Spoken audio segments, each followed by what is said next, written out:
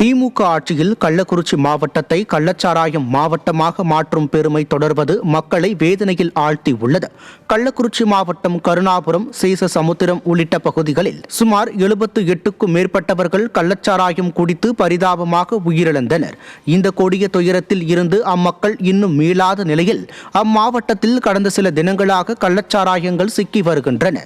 கடந்த மாதம் 26ஆம் தேதி கச்சிராயபாளையம் கல்வராயன் மலையில் சாராயம் காய்ச்ச பதுக்கப்பட்ட 1850 கிலோ வெல்லம் சிக்கிய நிலையில் தற்போது 350 கிலோ வெல்லம், 14 லிட்டர் கள்ளச்சாராயம் சிக்கியுள்ளது.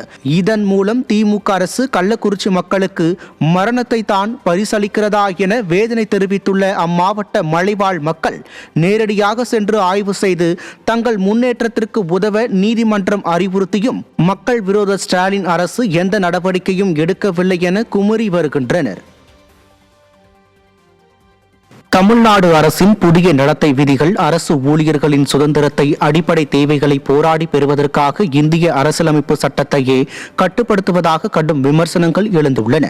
வேலை நிறுத்தம், அனுமதியின்றி போராட்டம் நடத்துவது, அரசு அலுவலகங்களில் கூட்டம் நடத்துவது உள்ளிட்டவை தடை செய்யப்பட்டுள்ள நிலையில் இது ஜனநாயக உரிமைகளை மறுக்கும் நடவடிக்கையாக அரசு ஊழியர்கள் கண்டனம் தெரிவித்துள்ளனர். பழைய ஓய்வூதிய திட்டம் மற்றும் பணி பாதுகாப்பு உள்ளிட்ட கோரிக்கைகளை வலியுறுத்தியும் தேர்தல் காலத்தில் போராட்டங்களை கட்டுப்படுத்தவும் திமுக அரசு இந்த முறையை கடுமையாக செயல்படுத்துவதாக அவர்கள் குற்றம் சாட்டுகின்றனர். இதன் மூலம் தேர்தல் வாக்குறுதிகளை நிறைவேற்ற துணிவில்லாமல் நடத்தை விதி என்ற பெயரில் அரசு ஊழியர்களை திமுக அரசு அடக்க நினைப்பதாக குற்றச்சாட்டு எழுந்துள்ளது.